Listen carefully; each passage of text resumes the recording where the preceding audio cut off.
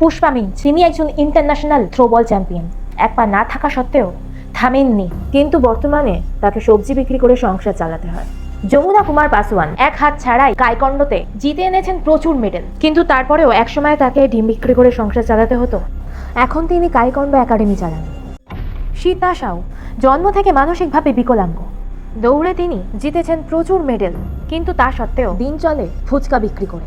এইসবের পিছনে কারণ কি জানেন? Friends, One eternity later.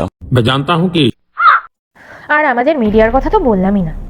একজন বিদেশি প্লেয়ার শুধুমাত্র হাই হ্যালো করে এদেশ থেকে কোটি কোটি টাকা কামিয়ে চলে গেল। আমাদের দেশে একমাত্র ক্রিকেটকেই মর্যাদা দেওয়া হয়, আর সেই সমস্ত মর্যাদা সম্পন্ন ক্রিকেটারদের কন্ট্রিবিউশন কি আমাদের দেশের প্রতি?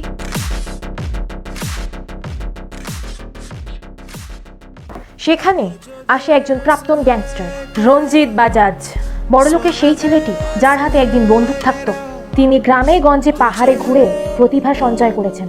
তার মিনার্ভা পাঞ্জাব একাডেমিতে সেই ছেলেগুলোকে গড়ে তুলেছেন এবং বিদেশ থেকে কাপ নিয়ে এসেছেন। আপনি, আমি, আমরা সবাই পারি।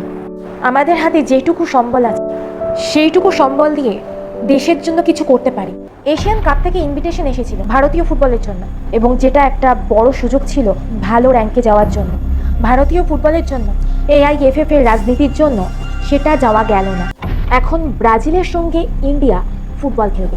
এটা অবশ্যই একটা ভালো ব্যাপার যে ব্রাজিলের সঙ্গে খেলতে পারছে, কিন্তু ইন্ডিয়ান ফুটবল প্রেমীরা ব্রাজিলকেই তো দেখতে যাবে। এটা একটা আইওয়াশ নয় কি? জীবনের প্রতিবন্ধকতাকে জয় করে সবকিছু সম্ভব হয়, প্রমাণিত।